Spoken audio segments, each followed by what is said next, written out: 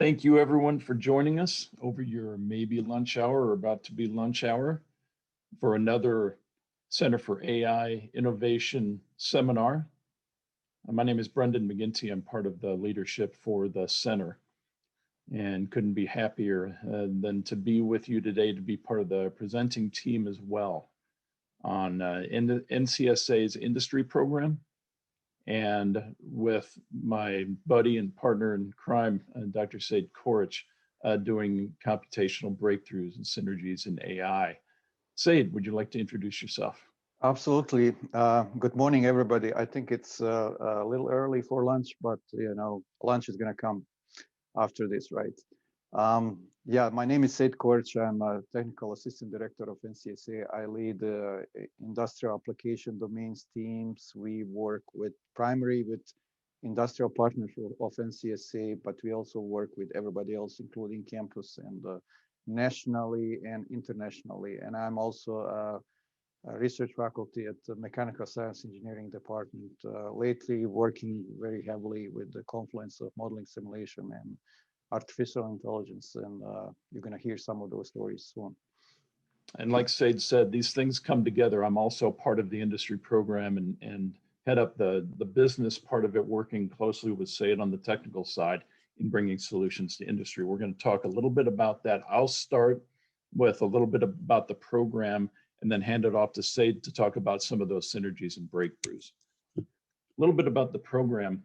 It says at the top 6 months ahead of the competition because we had a key partner at BP actually talk about how his goal was to stay 6 months ahead of the competition and 6 months behind, I think it was 6 months, Seid, behind NCSA, implying that we have a program that's been around a long time. Our tradition in the middle of the screen here talks about having done this for 30 years. And that we've had a lot of recognition over the years as far as top achievements in leveraging supercomputing for industrial gain.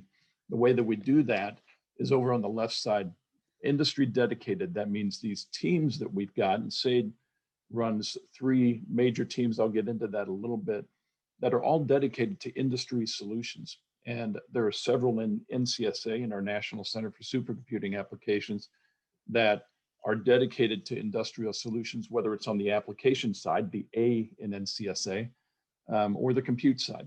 And so we've got a lot of resources that we bring to bear that are all around advanced computing.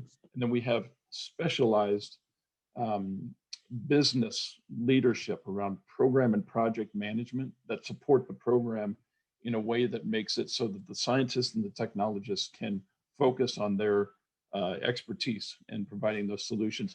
The culture is important here, the third rung, because what we try to do is be consultative with companies and work at their pace, understand what their needs are, take confidentiality, NDAs, non-disclosure agreements, very seriously. We have timelines and budgets that we have to work under because if they're paying, we need to be playing to their terms in a very collaborative environment. Just to give you an idea of some of the folks that we are currently working with, I think what's interesting about this is the diversity of the sectors, whether they are, AI solutions, whether it is compute that we're doing, and I'll get into some of those skill sets. It could be for large manufacturing like Caterpillar. Syngenta is one of the biggest farmers in the world. AbbVie is one of the largest drug discovery companies. Mayo Clinic from a healthcare system. Capital One, finance. You can see the variety. Phillips 66 in oil and gas. John Deere, a variety of types of different sectors that all have these needs that supercomputing matches. We have vendors that we work with as well. As you could imagine, processing power is important. Compute is important. A lot of these represent that. We also have collaborative partners. Dr. Koric has worked with IBM Watson, received a top supercomputing achievement award in the world for his work with Watson. MXD is one of the big digital manufacturing organizations in the country. You can see the different types. Cypress Institute has been a longtime partner. of NCSA and their focus on the Eastern Mediterranean. We have a global focus. And again, some of our legacy partners, they come and go. I mean, Rolls-Royce has been with us and then not, and then back. Phillips 66, the same. Depends on what their needs are. And so some of our partners and we still talk with all of these, almost all of these companies. And you can see again, aerospace and insurance and other companies that we've worked with that all have this large scale need. Just to give you a quick chronological, we've been around since 1986. Despite the fact that that first partner was Eastman Kodak, we were not the reason for their demise. They just couldn't make the transition to the digital fast enough. And you can see that long ago, we've worked with some of the companies that we continue to work with today. And if you go and look at this list over the years, we'll get into one of these accomplishments in 2017 with ExxonMobil a little later. It's a significant one. And now in 2020, now, let me walk back. When we first started, this was about optimization at a large scale, a lot of computational fluid dynamics work. Now, a great deal of our work is around AI and this confluence with other traditional high performance computing solution sets. Seid's going to get into some of that detail. How do we do it? It's a simple model. We're going to spend time with folks up front to understand where their needs are, start to ideate around some of the possible solutions and scope that out. And once we define what those projects look like, then we start to build solutions for them and test and loop, et cetera, and then get into delivery and what does that look like? And it varies. So this model allows us some structure and yet some flexibility, because in the corporate world, no two projects, no two partners are the same. They never are. So we have to be a custom solution provider. And so the university provides us great opportunity to do just that because of the talent involved. How does the engagement model work? Pretty simple. You know, we've got certain skill areas that we really specialize in advanced computing. I'm giving you just one example where we may do some work with AbbVie in drug discovery, and we can apply some of those learnings, some of that experience to someone like Glaxo, because they will have similar, even if they're competitive, and we don't share. We take confidentiality very seriously. Dr. Koric always jokes that his middle name is NDA, and so the team takes it seriously. This is how we operate. We are consultative about it, like I said earlier. Listen to the needs, match what those needs are to the skills and the expertise that we have. And then one of the things that our business unit can do is talk about the value to the company. Our program was formed initially over 30 years ago to improve American competitiveness, right? Now we're a global operation. That game has changed. We used to be the only computer in town too. Now have the only big machine. Well, that's changed quite a bit, but we have them like others do. But our business unit can work with companies to define just what that value is for the work that we do, whether it's optimization or research or both. Our teams, our skills, how we deliver the variety of solutions. The program was founded in modeling and simulation, like I mentioned earlier, but our fastest growing programs, genomics, bioinformatics, second one. The third one, what is big? Well, big data is massive for us. And so our data analytics team, geospatial team, AI, centricness, they are fast growing. All of these teams do code profiling and optimization. Companies want things faster and they want more accurate information more quickly. Well, that's what AI really has provided our corporate partners.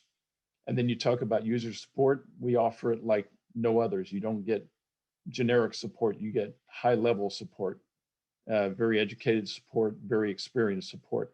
Cyber infrastructure and security, cybersecurity, our NCSA co-invented BRO, the gold standard for cybersecurity in advanced computing. And so our cyber infrastructure team also provides support of every supercomputing cluster we have, some of them government funded, some of them industrial. Our visualization team, cinematic, like dome shows, um, that is what we're known for. IMAX types of shows, but we have applied visualizations. We have a variety of visualization teams that mesh AI solutions in their visualizations as well. And then that bottom one, when you talk about more at NCSA, UIUC, and with partners, there's need everywhere right now. We have a nice large team, but we don't have all the resources we need. So we can reach into the university, into different departments, and get help with NLP, computational chemistry, other areas of expertise that we may not have. And then we have other partners, global partners, anything from national labs close to us, like Argonne, a little further away, like Livermore, to international supercomputing centers that we partner with. Our national petascale computing facility near Research Park, that last bullet in the lower right, is great proximity to some of our partners in the Research Park. But this is a tremendous center that houses all of our data, and you can see some of the stats about it. It uses up, that one facility uses up over 20% of the entire campus's power, and yet it's LEED Gold certified. Sort of interesting. And then what we have within that data center, StarForge, we call it StarForge because we started with iForge, an industrial cluster dedicated to industry applications and workflows, like that last bullet says. But we have a garden of industrial systems that we support that serve R&D purposes for industrial challenges. And now I'm going to go ahead and hand it off to Seid for the next part of these accomplishments. Seid, please take it away. Thanks, Brendan. So we're going to start with these accomplishments that Brendan was mentioning. So when we started our journey on Blue Water, especially with engineering applications, very few people actually believed that engineering applications can scale very wide. So we were, in a sense, technology evangelists there. There was a common belief that they will never scale. So we proved them wrong. The feasibility of efficiently solving these extreme size, real world, multi-physics, geophysics problems on petascale, potentially even exascale level, was achieved, as you can see from these numbers. And this added tremendous value to future science engineering, high fidelity simulations, design, and research. You can see not only engineering breakthroughs, but our genomics team also worked with H3AI Africa Research Consortium to make it possible to discover some of the variants in specific to Africa. And for that work, they use actually high throughput and storage capabilities on Blue Waters. So the next one, please, Brendan. Let's zoom on a little bit on some of these successes. Brendan, can you? Yeah, sure. So you can see this is our collaboration, international collaboration with Barcelona Supercomputing Center. They have a very powerful code funded initially by Spanish government and then the European Union. So once we, ported that code to Blue Waters, we were actually instantly able to solve some of the unheard problems to that time in 2016-15 in areas of multi-physics. You can see one problem was actually entire human heart. That was a coupled multi-physics mechanics and electrical propagation, 3.4 billion elements scaled to 100,000 cores.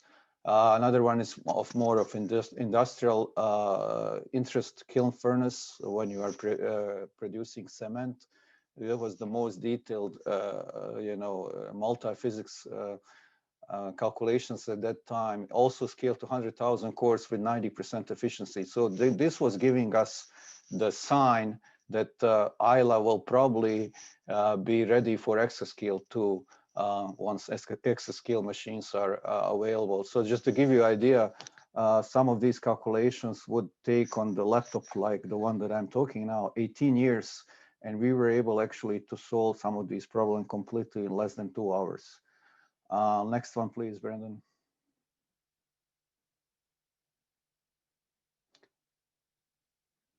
So this was all collaboration with Rolls-Royce. Again, many times we can't say who our partners are, but in this case we could. So this was actually improving LS-DYNA code, which is a commercial code from Lawrence Livermore spin-off called LSTC, now actually bought by ANSYS. So you can see that many of these iterations that we went through working with Rolls-Royce, with developers of LS-DYNA, with also, you know, CAII, which was a vendor of Blue Waters, of course. You can see at the end of the day, it was a remarkable achievement that we achieved actually 2 orders of magnitude less time required to actually solve some of these entire engine problem, you know, with implicit finite element method. Next one, please, Brandon. So this was the ExxonMobil, by far the largest one. This is actually when we use entire Blue Waters system. How could we do that? So there was a maintenance period, and right after that maintenance period, the Blue Waters team generously and project office, they gave us 2 hours or hour, I don't remember anymore, to try this. So we actually ported quickly this ExxonMobil code. And we actually use every single code. You can see we use almost 700,000 MPI processes. Previous time between 4 walls on ExxonMobil was 3.5 months. So we actually solved that problem in less than 10 minutes. So, so what is important here that ROI or return of investment was over $1 billion for ExxonMobil. And they say that actually explicitly one of our conferences, it's not that NCSA invented that number. Brendan went there actually right after this, right, Brendan? Maybe 2017. So they were treating you as a heroes, right? Well, the other oil companies were very interested after that one. Yes. Okay, next one, please. So this is more of the, let's talk a little bit beyond Blue Waters now. We are talking about large statistical analysis that was actually, this was done for one of our agricultural partners. So what they do, they are, we are of course in the middle of these cornfields and soya fields, right? So they are optimizing a location where the fertilizer pesticides are applied, how often is applied, what's the yield outcome, machinery, power consumption, etc. So statistical power analysis allow us to decide how large is going to be that data sample and to enable reliable statistical estimate to detect effects of a given size in particular situation. So what happened here, the partner actually had a sort of spaghetti code with 50,000 lines in R, and our data analytics team lead, Dora CAII, who is the world expert in R, she was able actually to turn that code in less than 100 lines. But also, you know, we use the power of HPC here of iForge that Brendan was mentioning. So it went from 175 days originally on our partnered site. They never actually were able to run that. But, you know, that's what their estimate was, to less than 3.5 hours on iForge. And I believe the ROI there was also in multi-millions, Brendan, right? 17 million a year. 17. Yes. Brendan is a money guy. He knows all of the numbers. Okay, so next one, please. So this is actually one of the hero problems from genomics, from our genomics team. So genomics variants are changes in the DNA sequence between individuals, people, and within the population. And these genomics variants, they reveal some of the differences in, let's say, the disease, you know, how somebody is actually prone to disease, as well as to inform treatment options. Everybody knows about variants right nowadays, unfortunately, as we are discussing new COVID-19 variants. So in this case, our genomics team, they actually ported this code to GPUs, and they tested the scalability. They also, very important, they validated the results, and you can see significant speed up achieved on GPUs. So right now they are actually working with this software package and with some of our industrial partners to test against their variant calling tools. Next one, please. So this is a big picture now, so, you know, where we live. So originally, first paradigm in engineering and sciences was empirical science. So, you know, people would observe phenomena. Soon they realize actually they need some math, they need some governing equations to actually describe that phenomena. But then they realize that some of these things are, you know, described with very complex governing equations, partial differential equations, so with very few closed form solutions. So that's where actually numerical analysis started happening, this third paradigm. And nowadays, you know, we have so many of these numerical analysis tools and HPC platforms and all of that. But then with the dawn of a new century, more like 2010 or 11, people actually started using artificial intelligence as a fourth paradigm in big data driven science. And all of these confluences actually with artificial intelligence started happening.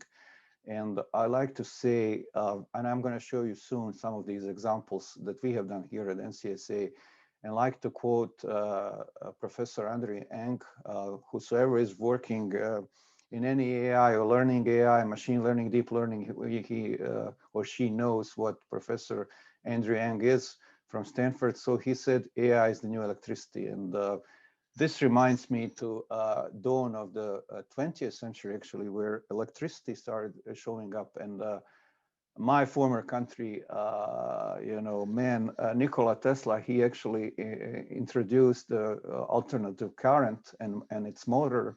And then it started the world, changing the world. Electricity is nowadays everywhere. So I think the quote is really saying here that AI is going to be everywhere, just like electricity. Next one, please, Brendan.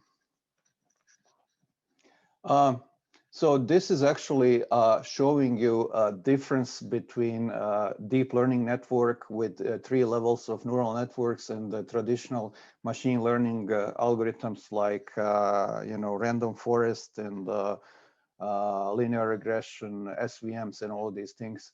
So you can see the only way, if you have lots of data, right? That's big if. So if you have lots of data, the way to actually increase the accuracy is to have a deeper and deeper, larger and larger neural network. And traditional machine learning algorithms, they will pretty much be actually constant in terms of accuracy, even if you throw 100 times more data on them. But deep learning is going to actually show its power. But there is no free lunch like anybody in anything in the life, right? So you can see that runtime, comparison, computational is increasing significantly for neural network versus machine learning, standard machine learning algorithms. But that's where the power of GPUs and HPC comes in play. So that's why you can see that most of these deep learning research is happening in centers like our Center for Artificial Intelligence and NCSA, where, you know, we have powerful GPU systems actually to train these things. So the next one, please, Brendan. So what we often do is actually we are choosing the best machine learning algorithm to accelerate and improve prediction, forecasting, optimization, various technical and business processes. So the next one, I'm going to give an example. So this is actually a case where we were doing for one of our partners from energy sector. Again, it's under NDA. So they are doing lots of these blending runs, and they're looking for optimal mixture recipe of ingredients to hit as close as possible to a certain octane number. Here we actually compare. They have lots of data, and we compare different machine learning algorithms with root and mean square errors and based on median values and standard deviations. So the next one, please, Brandon. You can see that here you can see that for different production runs, the ML prediction was very close to actual experiments in lab versus non-traditional empirical approach that our partners was using, and they were extremely satisfied with this project, where we actually find the optimal machine learning algorithm to do all of these things. And just to give you some statistics there, so we were able to reduce the mean absolute error from 0.73 that they have with their analytical approach to less than 43, 0.043 with machine learning. And Brendan, the number says 18 million annually here, right? We think that might be a little bit conservative, but the thing I like about this, say it is annually. This is a forever impact for them, just like the agriculture example that was used before. These annual savings because of optimization, because of AI, means something to the business. So next one, please. So here we are talking about geographic informational system team and NCSA. Some of the members of that team are actually in our right now in our data analytics team. So they have developed the CAII spatial, which allows deep learning models to work directly on geospatial data without worrying about specifics of geospatial data, projection, resolution, and etc. So the solution that our colleagues from GIS actually produce here allows for feeding multiple data sets of different resolutions and types simultaneously to deep learning models, which could be a game changer in GIS research in both the academia and also the industry. Needless to say that several partners, industrial partners from different sectors actually are interested in this technology right now. So they are working with our colleagues from GIX actually to apply some of that knowledge in spatial CAIRIs. So next one, please, Brandon. So here now we are talking about the major part, the main part, surrogate data-driven models that we developed last year at NCSA here, especially in industrial application domains.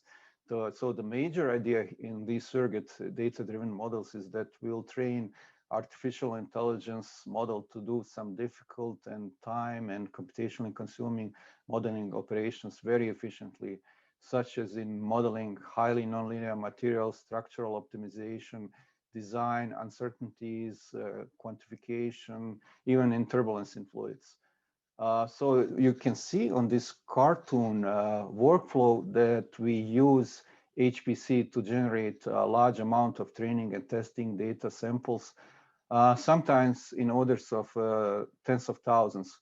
And each one is corresponding to different modeling scenarios, parameterization, and so on. So we right away split training and testing data so that the neural network never sees the testing data during the training.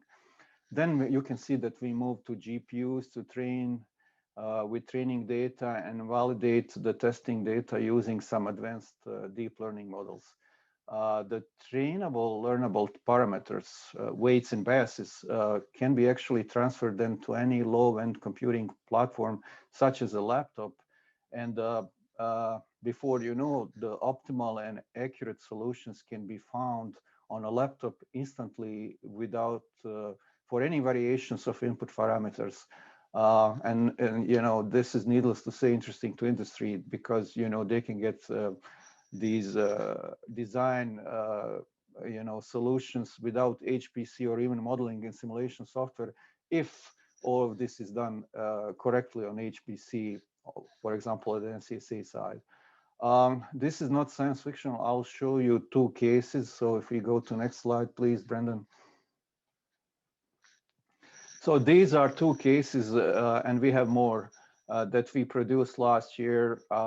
So first one is a topological optimization, which is a numerical method that optimizes material layout within some given design, within some given structure for a given sets of loads, boundary condition constraints to, and this all helps to create a structure that, which is strong but lightweight, and to minimize the material usage. So just to give you an example, our body itself is a highly topologically optimized structure with bone material actually put only where it's needed. If all of our body or majority of that is bone, there will be very little we can walk or move at all. So in this case, we use 13,000 different topological optimization scenarios with random optimized parameters to train a surrogate CNN model with three or two different objectives to maximize stiffness and minimize weight, and to minimize also the Poisson's ratio. And once the model was properly trained, we can get these on the right hand side optimized shapes instantly on any computer.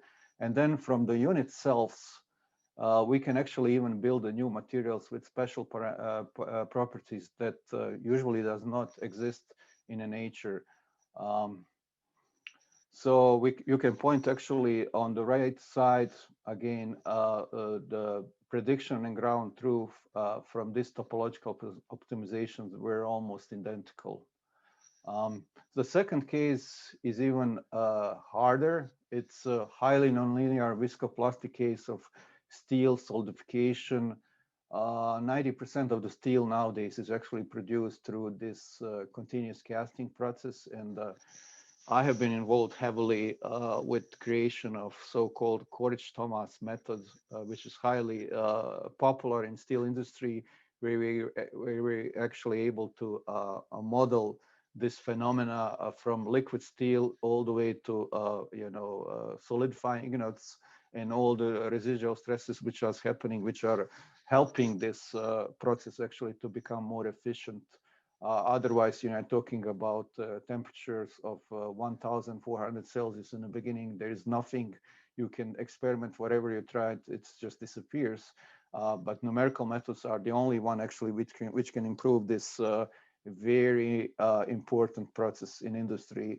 So what we have demonstrated here for the first time is how the innovative sequence deep learning method, such as temporal convolutional network, can actually learn from modeling data and correctly reproduce on the right-hand side complex history as well as time and temperature dependent phenomena from these complex material. So now this will enable, for example, in a steel plant to actually get prediction that are otherwise are running on HPC for days or months, is actually get instant predictions on a laptop, and we believe that will be a huge interest actually in the future for this kind of confluence methods between modeling simulation and artificial intelligence. Needless to say, both of these works attract lots of attention in academia, and they were published in top journals from numerical methods in material science last year, as you can see. All right, so let's move to the next topic. Brendan, please. So beyond just the surrogate models, we also work in the physics-informed neural networks, which are trained to solve with supervised learning some task while representing any given law of physics described by general nonlinear partial differential equations. So in this case, runs a turbulence model of K epsilon, which is relatively easy to run, but also has some issues compared to higher fidelity models like LES or DNS. Is characterized by the 5 parameters there. So we are using neural networks that use the coordinates and velocities you can see on the left side as an input to predict kinetic energy and the dissipation rate of the turbulence. The turbulent kinetic energy and its dissipation rate have each transport equations, or PDs, as you can see on the right-hand side. The loss function you can see down there is minimizing the difference between estimated and target from DNS, in this case, K and epsilon, including, of course, these 5 parameters as well. So at the end of the day, actually, we are getting, optimum solutions for these 5 parameters in K epsilon model, which are specific for some flow. In this case, we use TensorFlow 2.0 with TF variable type for these things, and we use TF gradient types actually for the derivatives of PDEs. In the end, again, we ended up with optimized parameters for a specific flow. So if we go to the next one, I can talk for hours about this, but I understand that we are in a crunch time. So I just want to show you as many as possible of these use cases. So you can see the comparison. This is actually a turbulent flow over some bump. And you can see default K epsilon solver in the middle, which is giving its best solution, right? But it's different than what DNS solution, which is direct numerical simulation, is giving us. But you can see that K epsilon, which was tuned with these physics-informed neural networks, is actually giving fairly similar kinetic energy, which is driving turbulence compared with DNS. So this is giving us. This was actually presented last year at the International Supercomputing Conference, of course, virtual in Frankfurt, and attracted lots of attention. We have ideas how to actually extend this model even for other, how to actually accelerate and improve turbulence in other flows too. So the next one, please, Brendan. So so this is our newest research. It's actually done on directly on the governing equation for this, it's called equilibrium equation. Basically, it's a second Newton's law to improve, to actually, this is like a separate numerical model to solve, for displacements first, and then following the standard finite element solution, find their gradients, which are strains, and then based on constitutive models, we were able to get the stress fields. So the strong form governing equations is basically neural network loss enforced on a bunch of points, which we call collocation points. We also have those points not only in domain, but also on boundary conditions, essential in the natural boundary conditions. So again, this method doesn't need any data generation, such as in surrogate data learning models.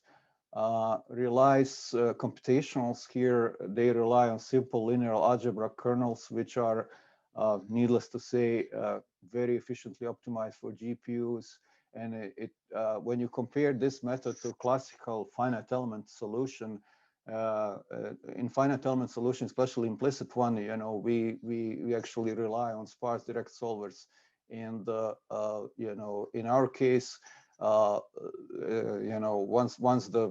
even during the training, and not to mention interferencing later on, we use significantly less time and less memory too. One of the problems with complex geometries, for example, is how you discretize those complex geometries with finite elements.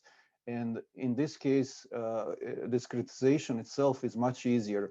And you don't worry about, for example, aspect ratios for finite element that can drive the solution to become unstable, connectivity, assembling into a global stiffness matrix. All of those things you don't need with this kind of meshless physics informed deep learning methods that works in 3D. solution generally is globally smoother without discontinuities in displacement solutions like we experience, for example, in the classical implicit neural finite element with the lower level.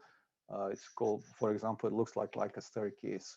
So this is actually right now in revision in one of really leading international journals for numerical methods engineering. All right, so next one, please. So these are actually solutions that we have obtained. So you can see primary variable displacements that both Abacus, which is a leading finite element coding, implicit finite element analysis, and our methods, we got almost identical displacements. And then, you can see also comparison for particular point, I believe, for the displacement. You can see how our method was perfectly matching with the finite element, and you can see other things secondary like strains and stresses. Again, huge potential for this kind of physics informed methods actually to be applied directly to solve PDEs. So next one, Brandon, please. So this is a little bit discussion now about looks like what I showed you here, that everything works like a charm with AI. AI has also some failures. So you can see first one was about reading. No machines cannot read better than humans. Then how IBM Watson overpromised and underdelivered on the healthcare. Remember, maybe a couple of years ago, everybody was talking about Watson Doctor. It's fair to say, I'm a big believer in AI, of course, but it's fair to say that AI machines can learn, but not yet think, at least not like us, right? And it remains to be seen if and how and when the major AI singularity point of true intelligence will be reached. And if we go to next one, it is a funny cartoon, I believe, right? So lots of these, conspiracy theory people, especially in AI, are saying, that machine is going to overtake our lives, right, at some point. So this is a cartoon which is showing that when machines actually try to do that, machines being machines, right? So they actually use the history of wars, which was probably 90% with just spears and arrows and balls. And that's how they created, they think that there should be, their deep learning methods show them. So they actually attacked people with sparrows and spears. So humans, they were able actually to, luckily to survive this one, right? Okay, so the next one, we are kind of closing to the end. So most important, acknowledgement for the people who are working actually with me on this project. So our AI Confluence team members at NCSA, which are Dr. Diab Abueda, Dr. Shiru Lu, Dr. Nahil Sob, Hunter Coleman, who is actually an undergrad student, but was amazingly, interested and amazingly capable for undergraduate students who work with us. We actually put him to be a lead author, one of those, papers in a top journal, and Dr. Herman Gullerus. And then going to our data analytics team, we showed some of their examples. Again, Dr. Dora Kai, Dr. Eamon Solomon, Jeff Turtip, and the rest of NCSA data analytics team. Then going to our genomics team, I want to thank Christina Fliege and Luda Meitzner, who actually provided that slide, and for all of their works in bioinformatics and genomics. Of course, this all is done mostly under the umbrella of NCS Industry Program and Center for AI Innovation at UIUC. So I want to thank them, all of them. So I think this pretty much ends our presentation, Brendan. So I believe there is a now portion for there is, right?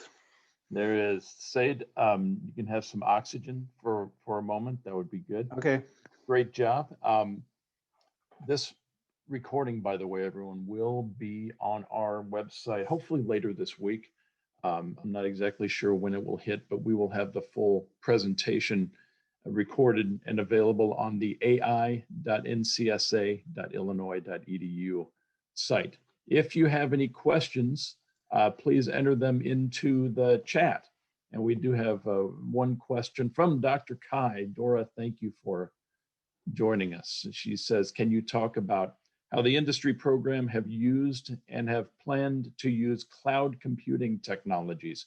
How can AI plus cloud computing help in data analytics? Seid? I thought you were going to answer that one. Well, you know, I will say this, that our director, Dr. Bill Gropp, he's a legend in high performance computing, supercomputing, the father of MPI. He talks about how things have changed and how it's the garden approach, if you will. You know, we like to, I said earlier that we're a custom provider of solutions. And sometimes that takes a custom infrastructure to provide those solutions. Many of our industrial partners have some sort of cloud solution, AWS, Google Cloud, Azure, others. But that's not all they use as well. And so they use us, they use other national labs for some of their runs. It depends on the architecture and the best solution. One of the things that our program is focused on is what's best for the partner. And so if some of our partners are already on the cloud, prefer their solutions to be on the cloud, we have no issue with that. Seid, why don't you address maybe a little bit of the difference between the cloud and a bare metal provider as we're known as? Sure. So before we go there, actually, I would say that our work is platform independent. We can work on. We already actually work, as Brendan says, on Azure. It's driven by our partner, and tomorrow we may actually work even in academic area, you know, on clouds too. So again, you know, platform independent, but you know, can be done anywhere. The one difference I see nowadays is that you know, these clouds, needless to say, they are closing the gap between performance on their cloud platforms and the bare metal, but they are not there yet.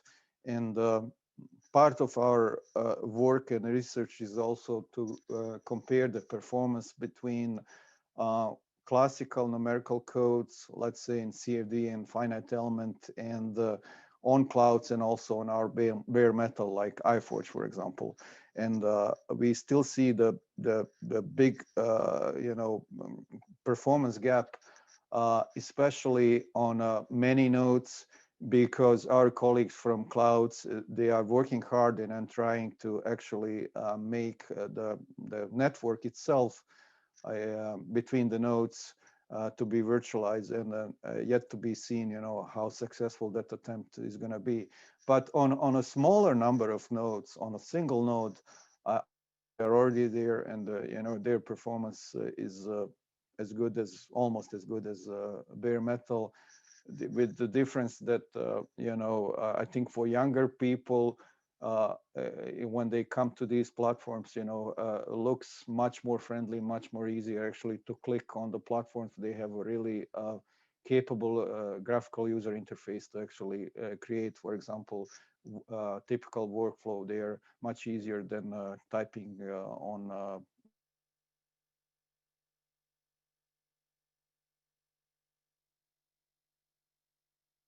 nowadays most of HPC systems look like still, but that may change in the future too.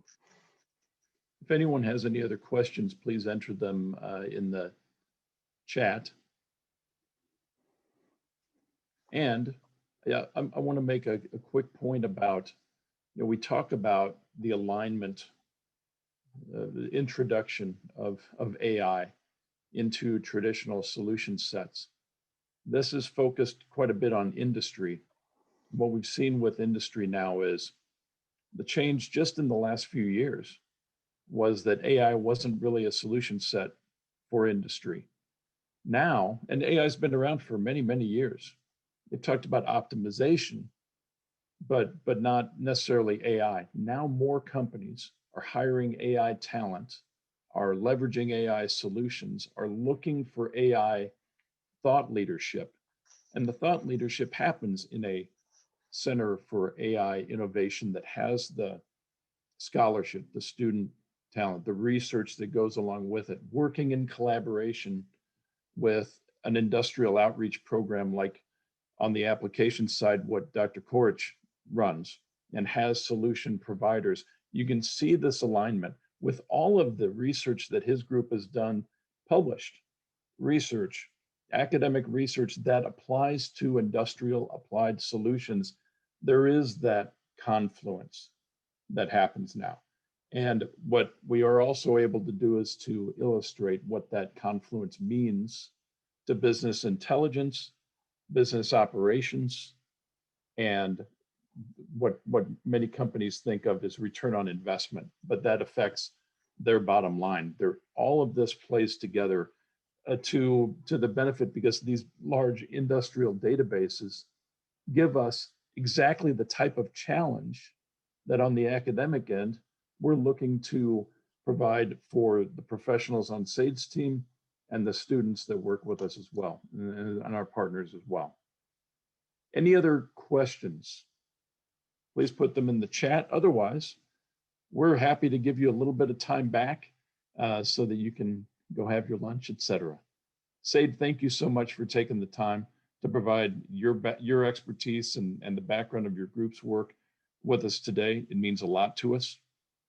I'm not seeing any other questions, so I'll leave it at that. Thank you so much, everyone, for being here, and Seid, thanks again. Have a great day. Thank you, Brandon, too. Thanks, everybody.